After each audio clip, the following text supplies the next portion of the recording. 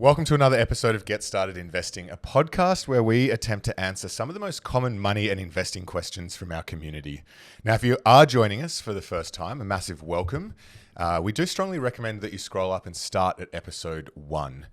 Now, while we are licensed, we're not aware of your financial circumstances, so any information on this show is for entertainment and education purposes only. Any advice is general. But with that said, my name is Bryce, and as always, I'm joined by my equity buddy, Ren. How are you? I'm very good, Bryce. Good to be back. Good to be back for a $100 challenge episode. It feels like it's been a while. Well, we've been away. Yeah. And so the last one would have been, I guess July, but it's end of August now, so call it 2 months. Sure, call it that. How's things? Good. Yeah, I think had a good time away and back refreshed and got some great ideas here to kick off the $100 challenge, or to continue the $100 challenge. Yeah. Now, for people who are new to the show, welcome. The $100 challenge is our effort to save or earn an extra $100 every month. Now, why are we trying to do that? Because little things add up to a big thing over time when we're investing. $100 a month invested each month for 40 years, just in the overall stock market in an index tracking ETF. And if that is too much jargon, this feed will explain it. But if you just get the market average return for $100 a month over 40 years, that's $350,000. How good. So little things today can really start to snowball and add up to big things tomorrow. So even when the cost of living crisis is hurting, and it feels like you don't have the money to invest, 10, 20 bucks, whatever you can spare, is worth it. Absolutely worth it, Ren. I was so pleased this morning. I was in our community on our Facebook group, Equity Mates podcast discussion group. And there was a comment from Nicola, and it was just great. She said, I've been listening to the guys. I've been putting away 50 bucks, not touching it, just putting it in consistently. I now have $3,000, 700 of which has come from the return of the stock market. Oh, wow. How good is that? That's a good return as great well. return. She's like, That's I get it now. This is awesome. Thank you so much. And she's made 30%. Yeah, she must have put market. it in the semiconductors ETF or something.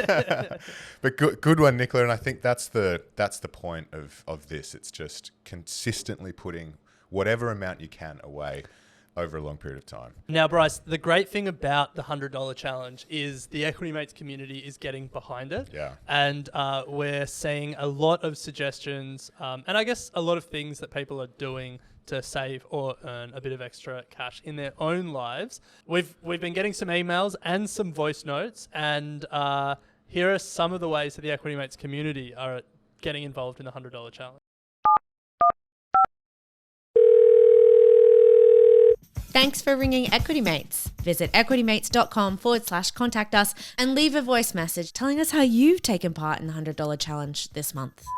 Hey Equity Mates, this $100 challenge, I've decided to sit down with my banking app and find $100 worth of subscription services that I can hit unsubscribe on. Probably a few streaming services in there and also some supplement type things that I can probably do without. Cheers. Hey Equity Mates, this September I've been brushing up on the trivia skills and heading down to my local pub for trivia night. No luck as yet, but it's worth a shot.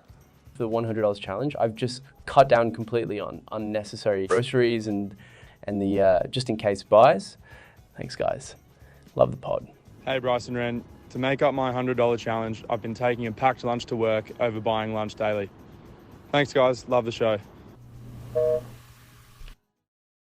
Well, Ren, are you still continuing with your packed lunch vibe? Yeah. You kicked it off as the very first one. Yeah, love that.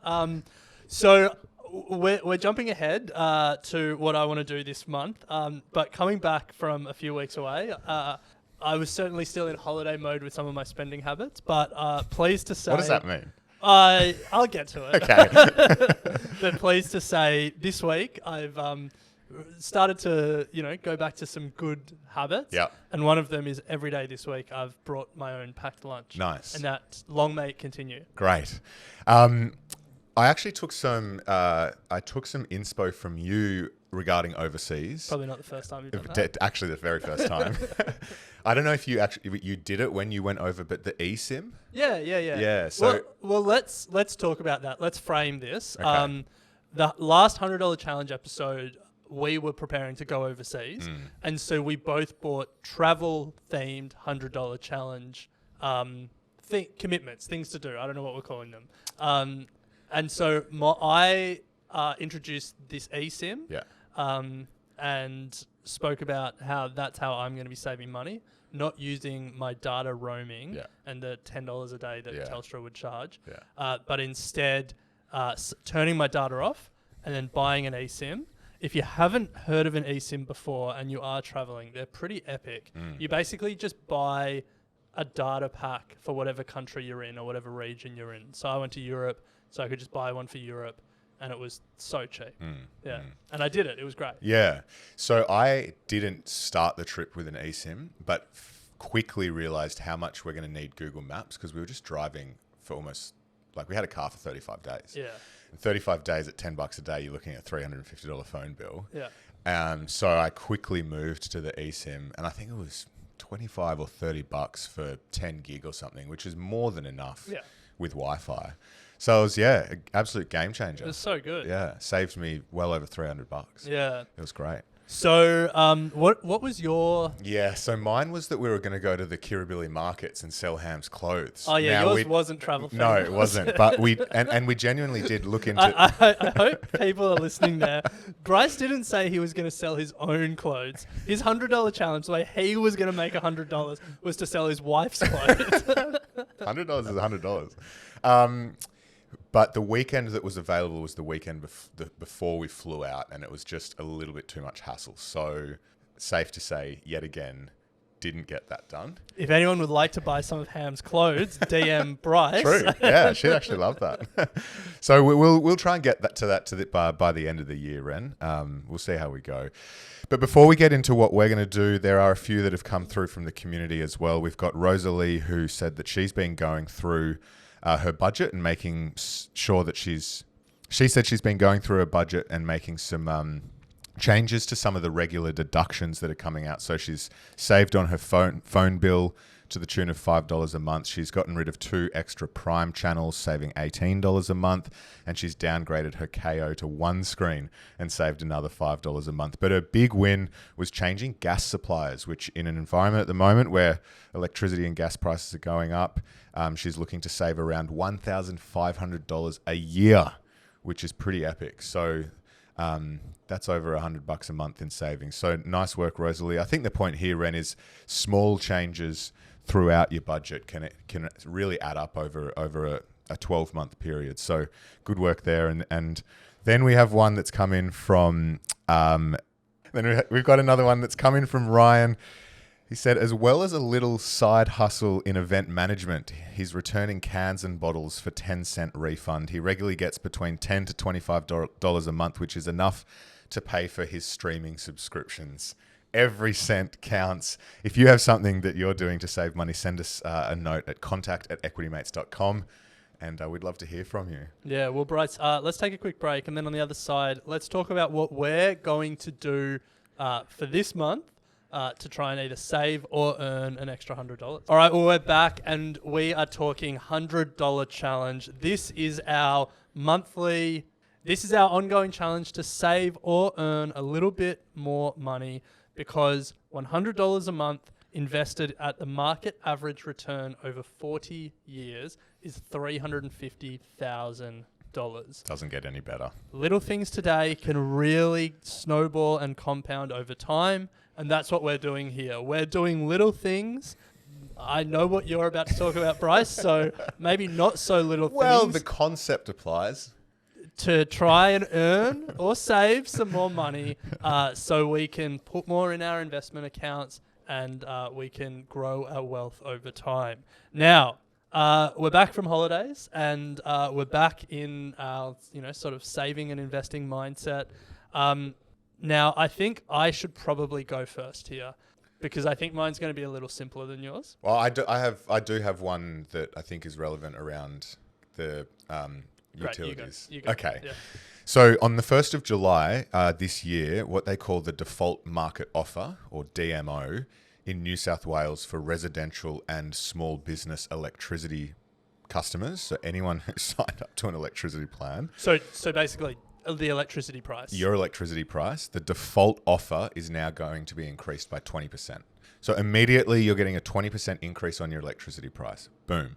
So what that leads to is probably it's worth having a look at your electricity supplier versus alternative electricity suppliers to make sure that you are getting the best deal, because there's no guarantee that your supplier is going to stick to the 20. We had a call the other day from our sort of electricity agent, I guess, or those that help our utilities at the office, and said that our current office supplier is actually jacking it by 30.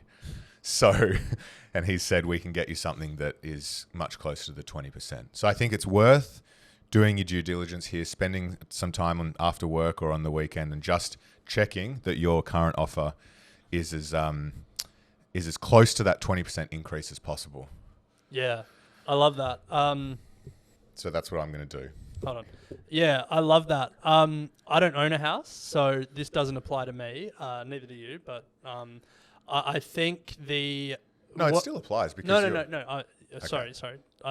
Yeah, now I don't own a house, so what I'm about to say doesn't apply to me. But as you were speaking then, all I could think about was surely the business case for solar panels becomes more and more attractive as wholesale prices just keep going up and up. True. Like if you couldn't quite make the numbers work on last year's electricity price, bump the electricity price up by 20%. Yeah, you've just got a 20% improvement. Surely the business case starts to stack up. Yeah, good shout. So, well, as you said, the challenge and the frustration for the two of us is that we don't own a place to be able to put the solars on. So purely because we want to put solars on, nothing else. Yeah. Well, I think this year, call it this financial year, I reckon both of us, well, if we don't own a house, we'll certainly get rejected from many houses this year. Yeah, well, I was speaking to someone the other day and they said from the time that they got their first pre-approval to the time they bought a house was 4 years. Yeah, because they were just like, it's such a large amount of money, they just didn't want to, they were just like, we're just going to wait until all the dots line up. I don't have that patience. Even the process of redoing the pre-approval every 3 to 6 months it's not time consuming, but it's just you get the email, it's running out, got to go again. Jeez, tough life, isn't it? All right, so let me get to what I am going to do this month, because I think then I've got something. Need a bit of time. So for me, as I said earlier, I came back from holidays and I think a lot of the good money habits that I had pre-holidays, it's sort of loosened. So this month for me is just a get back to basics month. And so what do I mean by that? Well, first of all, bringing my lunch in every day rather than buying it. I was in a really good habit pre-holidays, and then the sort of the first week I was back, I think I bought lunch every day. So that's one. Second one, buying coffee. Like, we have a coffee machine at work. Sometimes it's not great, but it's free. So I think just getting back to just making coffee at work or at home rather than buying it. I had a third one. Hold on. Oh yeah, a third one. So I'm a big fan of intermittent fasting, and intermittent fasting is just a fancy term for skipping breakfast. And I'm going to get back to that as well. So just saving money there, but also I just feel more energetic doing it. And I think I had one more, but I've forgotten it because I didn't write it down. And then finally, I think it's time that I cut ties with a few streaming services. Okay, nice. And there's one which has really been on the precipice for a while, which is Paramount Plus. Oh, yeah. But it keeps dragging me back in. The Batuta show. So they are on 10, though. Who's watching Free to Air? Actually, you were last night. I watched Free to Air last night. Thank God you're here. It was good show. Glad it's back. And Free to Air, use the app. Dude, so many ads though. It was unbelievable. Really? How many ads. Yeah. I'm not surprised. It's almost at a 1-to-1 ratio, I reckon, ad to show. So anyway, side point. So Paramount kept me with the Batuta show, and then I was going to delete it after that, and then the Inspired Unemployed show. But I think a few of those streaming services have to go. So for me, getting back to basics in September, getting the sort of discipline back, and that is bringing my lunch every day at work, not buying coffee, intermittent fasting, aka skipping breakfast, and finally culling some of those streaming services. Nice. Well, I'm not quite going back to basics. I'm probably going the other way around. You are certainly going the other way. But just like you said at the top of the show, small things done consistently over a period of time can snowball and compound into something great. And I think for me, part of the enjoyment of this challenge is actually creating $100 a month or more. And we know that there are a lot of people in the community who are really into the idea of a side hustle. Equity Mates was born out of a side hustle, small things compounded into what we're doing today. And if I think that we have an opportunity to try and build something that's not going to generate $100 for the first month potentially, but over time, if we commit to building it, we should be generating more than $100 by the end of the year. And there's a lot of use of we here. Well, I mean, you don't have to come on board, but don't turn around when this is a hyper successful dropshipping business and say, "Where's my cart?" So that's what you're doing, dropshipping. I want to try it, and Okay. I'm sure the fad has passed. Before we get into the explanation, Yeah. explain the term.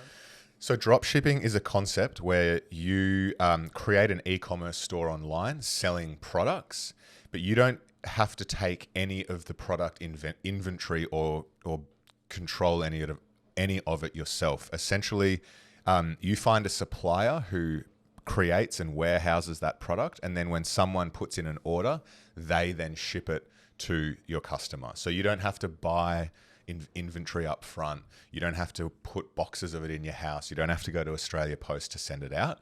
You are the one that just creates the store, does the marketing, and then sends the orders of all of that to a third party who then distributes on your behalf. Sounds simple. Yeah. Well, yeah. So this was a huge fad, and might still be, but I remember it It's still was big. 3 or 4 years ago. It was huge on Instagram. When I put the TikTok investors together every Friday for our Instagram, there's a lot of like 20-year-olds living at home who are trying to teach you how to do a drop shipping business. Type it into YouTube, it's all over it. Yeah. It's the classic, I'm driving a Ferrari because I've been doing dropshipping. Yeah. So you got to take all of that with a grain of salt, because I think the first thing to consider here is that there's obviously hundreds of thousands of people doing it. Dropshipping was like, its golden age was when Facebook ads were cheap and effective. Yes. Yeah. Neither of those things apply now. TikTok though. But anyway, so what I want to do, Ren, I've Googled it. And according to Google, there are 6 steps to creating a successful dropshipping business. 1, choose a niche. 2, perform competitor product research. 3, find a reputable dropshipping supplier. 4, build your online store. 5, market your dropshipping business. 6, analyze and improve your store. Sweet. Easy. Sounds so easy. So we've got 4 months until the end of the year. So I think the first thing that I want to do is find the niche, which is what I want to discuss today. Find the niche, and then I'm going to set up or do some research on the store. Okay. So the niche part is the most important part, i.e. what are we going to sell? So it's funny because I actually wouldn't have thought that finding the niche is most important. Okay. Like the best dropshipping things that I've seen are product specific. That's what I mean. Like, if you go, we want to do pets, what in pets is the niche in pets? Or we want to do golf. No, what I mean is like and maybe like this is just a select sample, but people find like weird and wonderful like kitchen products on Alibaba, and then they make like a platform for like that product, and they make ads for that product, and then they just sell that product. Like it's product specific. Yeah. So I'm saying like it's kind of twofold. The way I think about it is you want a category that's people are spending money in, and you can probably have a better chance of finding and marketing a niche. Like I need to be able to create an advertising for this, so I'm not going to do something that is out of my realm of understanding or like whatnot. Like for example, golf balls. Can you find super cheap golf balls? I know it's already out there, but a lot of this just comes down to how you market. It's all marketing. It's all marketing. Yeah. So it's like, how do you market like super cheap golf balls or like a golf ball subscription service? Or like, is there A golf ball subscription service? That's not bad. for like really shit golfers? Yeah, that's pretty good. So, without sort of taking too much time, that's where I want to start, finding the niche. There is the pickleball thing that kind of keeps tickling my fancy, but I don't know anything about it. There's that other one that's come out of America as well, which is like tennis, but in a squash court. Oh, yes. Yeah. Or like it's got walls. It's got walls, yeah. So I'm actually thinking there's something in golf. That's just because I know it. I know people spend money on it. It's advertised. I've got a bit of a sense of like who the target market can be. And then similarly, we know people spend heaps of money on pets, and it's just something that there would be little gimmicks out there galore. And I know, I have a bit of a sense of what people spend in that space as well. So those are the two that I'm kind of tossing around. Firstly, do you have any ideas? Yeah, I reckon you should add a niche like household. Okay. And like weird kitchen and bathroom products is like what I mean there. I feel like that thing where the guys strap the piece of plastic from under their chin to the mirror, so when they're shaving, it catches all of the hair. Have you seen that? I haven't seen that, but that's not bad. No, like weird chopping boards and stuff like that. I feel like, and that's what I see. All these drop shipping experts, like that's the kind of stuff that I see them talking about. Okay, nice. I'll send you some videos. Okay, send me some videos. If you have any ideas, we'd love to hear from you before our next $100 challenge episode. So in the next couple of weeks, send them through contact@Equity Mates, or you can hit us up on our Instagram or our Facebook discussion group. I'd love to hear some, because by the next episode, what I want to do is come with the products and then also a list of potential suppliers that are going to be able to fulfill these products, and we can do a bit of a discussion on what they are. From there, we can then set up the shop through Shopify. Super simple, but we'll get to that. And then it's all about the marketing. And I reckon we can do this for about $50 to $60 a month. So there is going to be a bit of a cash outflow before we start seeing some returns. Here's my biggest challenge with it. Yeah. The key skills that you need to do this well. Yes. Digital marketing and website building. Yeah. And I guess, and like just e-commerce generally. Yeah. Are skills that we haven't demonstrated when selling our own merch. So the website stuff I'm not concerned about, because it's easy and it's built, and you just exactly. It's good to go. I do agree that the marketing component, which is probably the most important, is the biggest hurdle. But part of a side hustle, Ren, is making small improvements week on week so that it snowballs into something big. Sounds so good. Let's leave it there. All right. Well, that's our $100 challenge. We'll see what happens with Bryce's business. This turning into a whole different series. I know. But I'm here for the ride. So let's get it. Let's do it. So if you have anything to contribute that... So if you are making small changes to your budget, or if you have ways in which you're generating an extra $100 a month, we'd love to hear from you. Send us a note at contact@equitymates.com. Or as I said, you can find us on Instagram or the Equity Mates discussion Facebook group. But Ren, we'll leave it there and we'll pick it up next week. Sounds good.